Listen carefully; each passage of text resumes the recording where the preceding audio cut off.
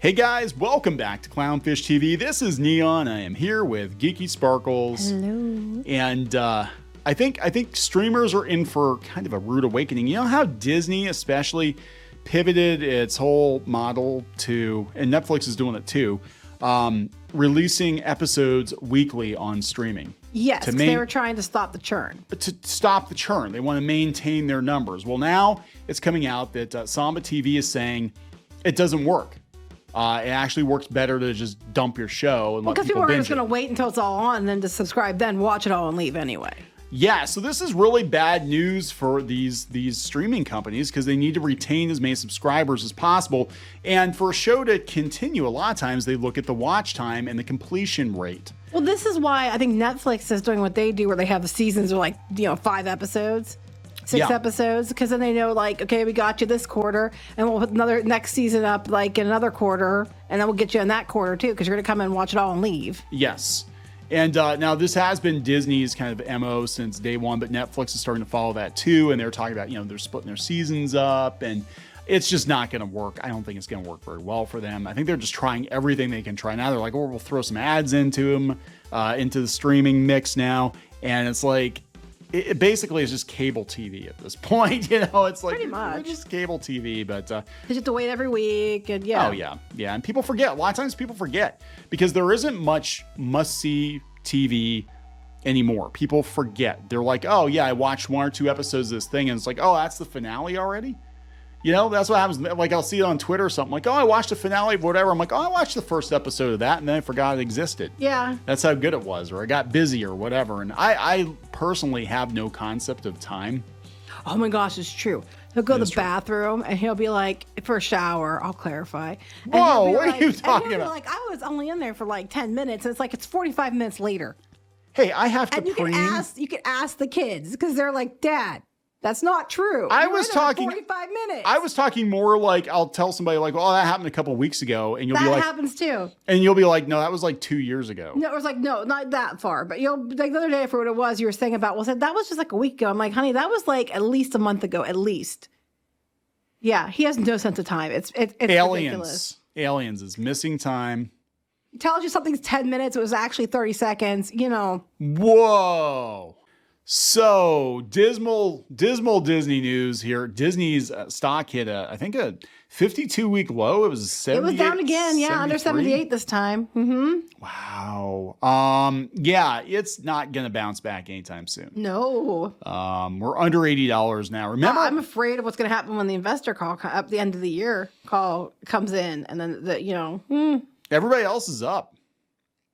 Well, up from wherever they were yesterday. Yeah, that's relative, because it could have been down a whole bunch and then went up a little bit, But I mean, Netflix relative. is still, close to $400 a share. And, compared to the $79.32, and this is with theme parks and everything, yes. Yeah, now Netflix, I think they were $600 a share at some point, but dang. Yeah, I mean, that was during the bubble, and you could get away with this kind of stuff during the bubble. With releasing the episodes weekly because you had a captive audience. Where else were they going to go? And speaking of which, it looks like they're getting pretty desperate here. They just dropped this that they're gonna drop the price on theme park tickets for kids. For kids? For kids, that's crazy. I didn't know. I haven't been doing my job today. I have been away. Oh, Disneyland. They always do for Disneyland. As low as $50 a day for kids. Yeah, they're going to, 10 and under. And then Disney World is going to offer a package on November 14th. They've done this before where they've had kids stay for free at the hotels and stuff. Yeah, I was going to say that back in the day they did do that because we used it a few times. Children stay for free.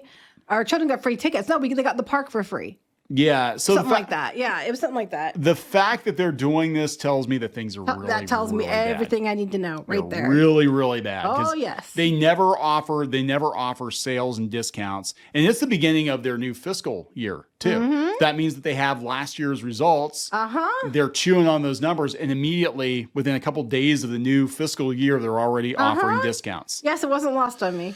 Yeah, so that's not a good sign, guys. And their stock's going down too.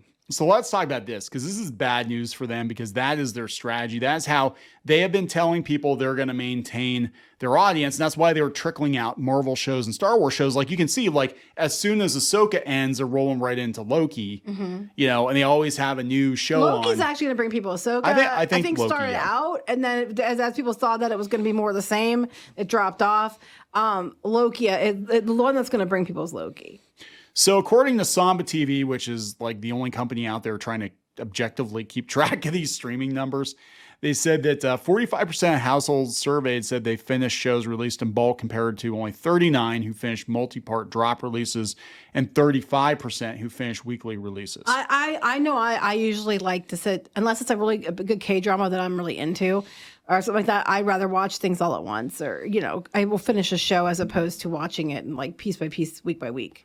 Yeah, they said as streamers test out varying release strategies for the shows, new data from Samba reveals consumers are more likely to complete a show that they can binge regardless of the buzz. They said that's millions of viewers who are starting but not completing a series. It could also be that the shows are crap. Well, I was going to say, yeah, for every good show, we've talked about that. There's like 20 shows that suck. So that could be too. Or it might start out good and then it's like, this sucks. Well, that's like they had really bad numbers on the Lord of the Rings. Like a lot of people watched it at first. And same with Cowboy Bebop on Netflix. They could tell they needed to cancel the series because people were watching the first episode or two and that was it. And they were out, you know. Said, only 50% of those who started finished The Mandalorian season 3.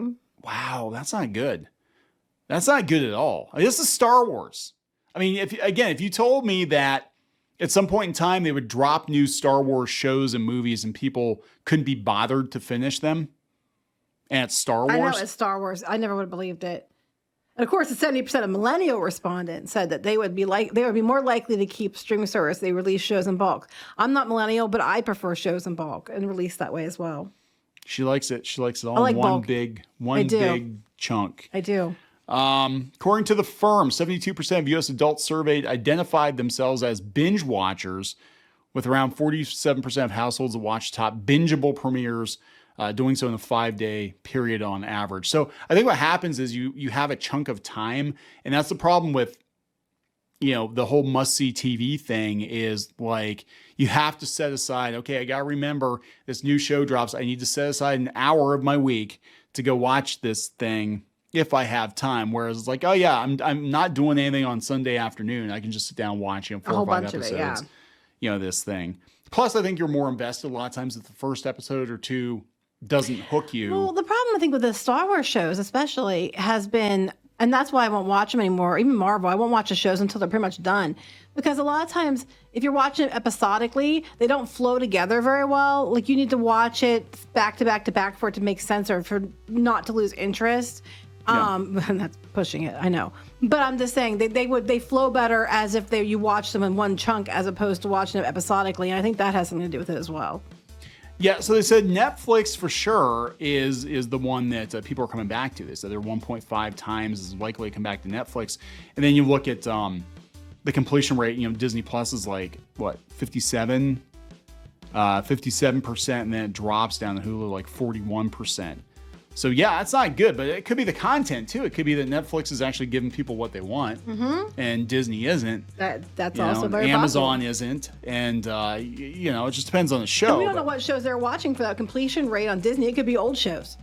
I mean, this isn't good news for them, because I'm sure the next investor call they're going to be grilled about how many subs they have, how they intend to hold on to the subs that they have. They've already been trying to prepare people for losing more subs. Well, they lost 11.7 million over the password thing. Yeah. You know? I mean, they're going to gain some with the Charter Spectrum deal, but, you know, they're losing more than they're gaining. Yeah, and I think that's just it. I think streamers are going to keep losing more than they gain. We've hit the ceiling. It's more bad news for them, and then we've got, you know, how long until they can kind of fire up the content machine again because of the strikes. It's just not looking good.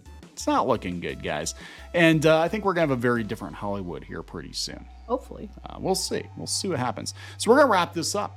Please subscribe for more pop culture news, views, and rants, and we'll talk later. Bye.